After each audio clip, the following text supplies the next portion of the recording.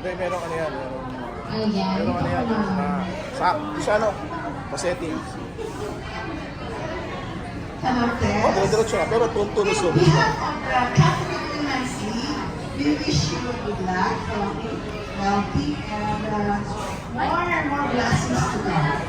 Ito si Tess. Kung pwede lang ako ang konti. Yes, sure. Okay. From the very beginning, magaling ito. Kumanta. Pakantahin nyo! Sample naman kasi siya.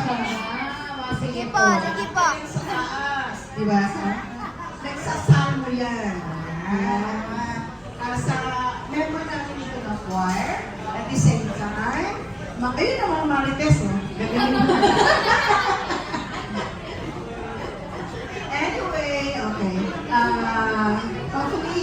Hopefully, maka-join na siya sa amin. Kasi, nagkaroon siya ng stroke.